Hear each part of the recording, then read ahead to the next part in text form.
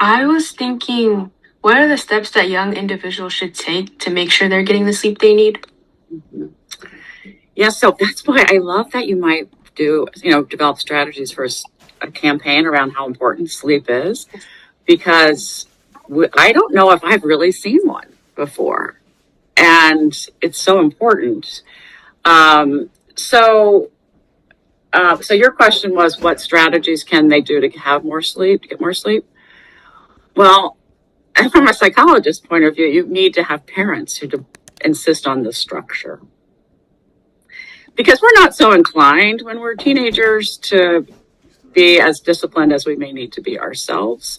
But again, it's the consistent sleep, not just, oh, I got a good night's sleep tonight. I got, 8 hours instead of 6. It's consistently getting 8 hours. So I do believe very strongly it's the home environment. And that's created by and enforced by parents.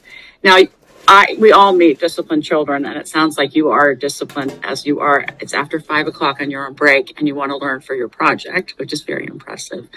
But kids, tend to take risks, stay up too late, or, talk themselves into doing something they shouldn't do. I do think it's the parents' involvement. And another thing that I will share, what time does school start for you what time do you have to be 8, at a bus stop, or eight at school? So what time do you have to leave your home? like 7:30, but it's usually earlier for a lot of people. Yeah. So you have to wake up at 5 or 6. So. Right. And in our public school system and busing, some kids are waiting for a bus at 5:45 in the morning. Well, that's just goes against every medical advice about how a kid should be functioning. And our public school system in this country was set up around farming. And in farming, you get up early. It's really important. You have to get up early to work the farm.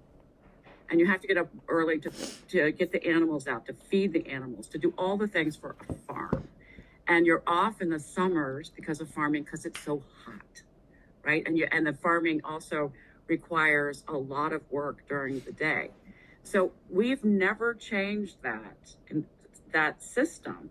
And you know how hard it is at your age to get up and go to school, because our body yourself in the long run behaving like they helped you learn to behave, and that is taking care of yourself and getting enough sleep. But that's why a lot of people don't do very well their first year of college. They gain a lot of weight and because they just can eat all the time, and they don't always do as well in school because they're not getting enough sleep, and they put things off. But you figure it out, and you end up graduating and doing well. But people stay up very late. And what would you say so it's been finals week, I think it was last week.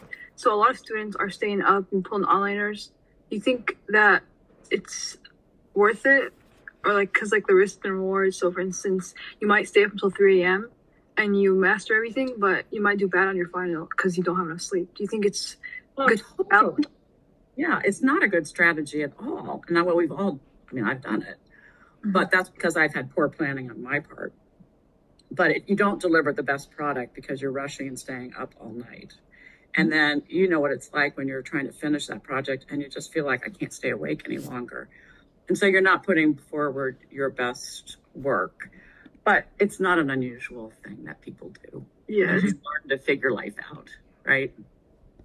Yeah. But it doesn't make you the best student. You may still get an A, but you probably could have done much better work.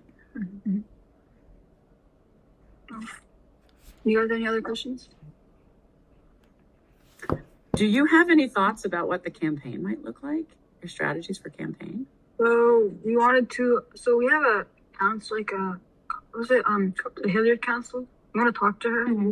We also are thinking of collaborating with other organizations and making flyers. Yeah, and raising it for this issue.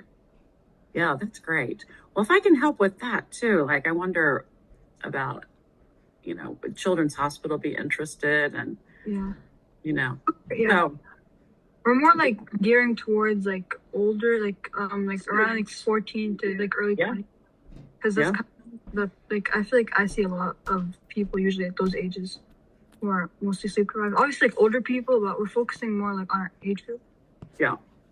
Well, again, the literature's flooded with materials about boys not getting enough sleep and blaming it on gaming and isolation. And I don't know what it is about this.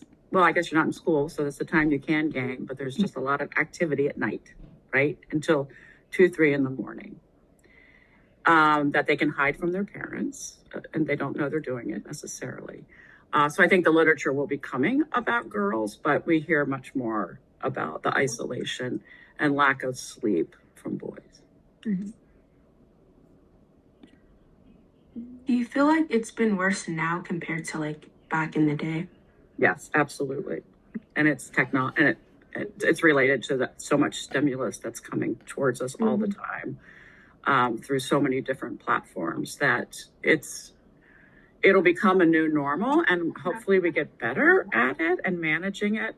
But it's sensory overload, and it can be very damaging to young, to teens. And I have a question. So is it more about the amount of sleep you get or what time you sleep? For instance, you can sleep at 3 a.m. and wake up at 12 or later, or you sleep at